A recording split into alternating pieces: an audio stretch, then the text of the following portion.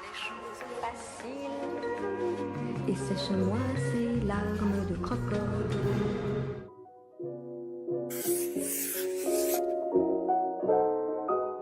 After a short waiting period, the watch museum opened. The entry fee is around $10, but definitely worth it. The tour starts with the very first versions of clocks that used sun, water, fire and sand to measure time. These wooden sticks were used until the 18th century as sundials.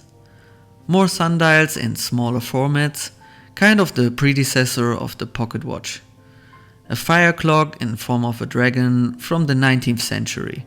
The burning stick in the middle will separate the cord that hold the weights. The weights will make a sound once they fall into the bowl, and by that it could measure time and mark a time span. In the next evolution we have these candle or oil clocks that will burn the wax or oil and with the scale on the outside show the different time spans. The next evolution is the hourglass, which we still use today and which is obviously a lot more sustainable compared to the sand or oil clocks, as you don't have to refill it every single time. In the next part of the tour we will now finally see the first mechanic watches that were a lot more precise and independent compared to their predecessors. A peak in creative watchmaking could be found in the second half of the 18th century until the end of the 19th century. This table clock uses 40 glass balls to power itself.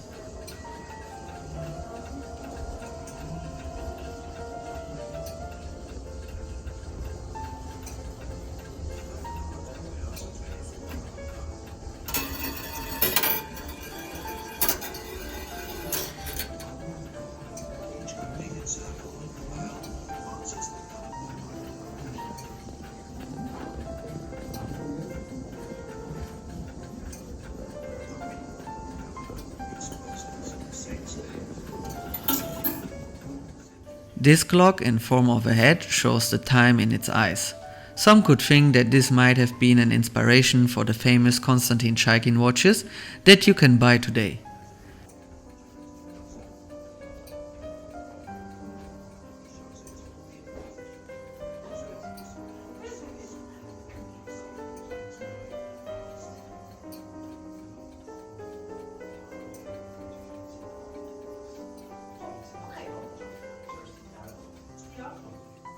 Now we can see some artistic watch clocks and pocket watches that focus more than ever on craftsmanship. Just look at these beauties. I can't even imagine how much you would pay nowadays for such work.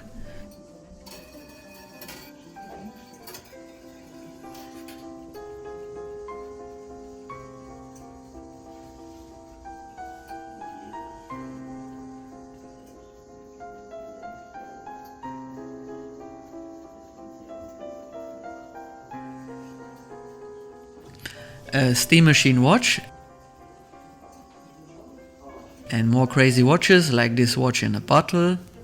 In the next era of watches, the priority was set on precision and mobility, a time during which traveling became more and more important and affordable and precise watches were needed. Some of the highlights for me are again all these beautiful pocket watches that combine precision, mobility and craftsmanship.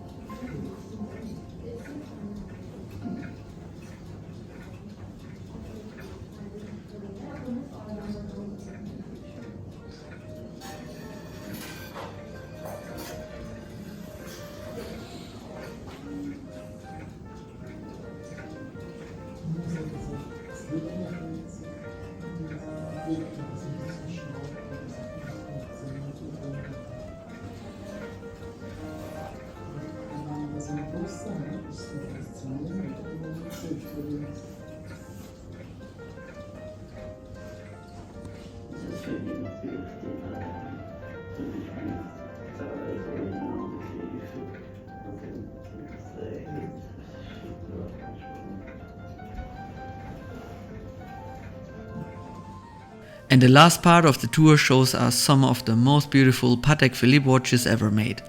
Especially those pocket watches are absolute rarities and so incredible beautiful to see in real life. Unfortunately, all the signs and explanations are in German language, but in case you don't understand German, you can borrow an iPad in the museum with English translations.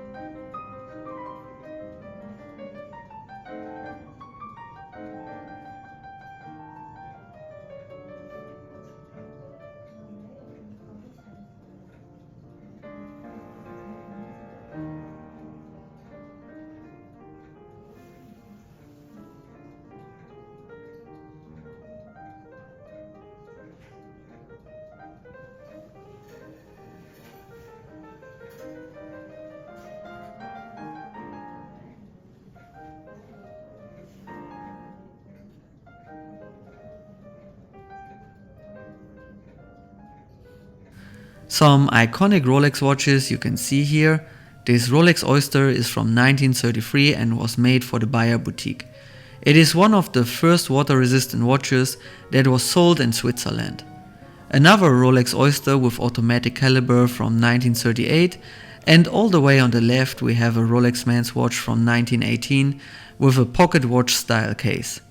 The inside of the case has an engraving saying W&D, which stands for Wilsdorf and Davis. Hans Wilsdorf founded Wilsdorf and Davis Limited in 1905 and moved the business in 1920 to Geneva, Switzerland.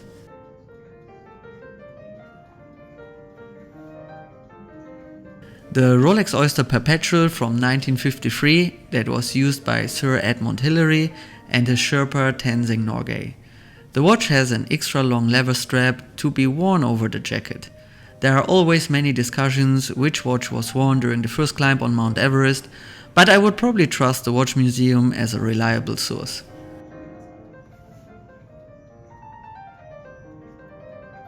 A Rolex Deep Sea Special, which is a replica made by Rolex in honor of the expedition to the Mariana Trench in 1960. An extra large crown and a full magnifying crystal over the dial are some of the highlights besides the insane water resistance.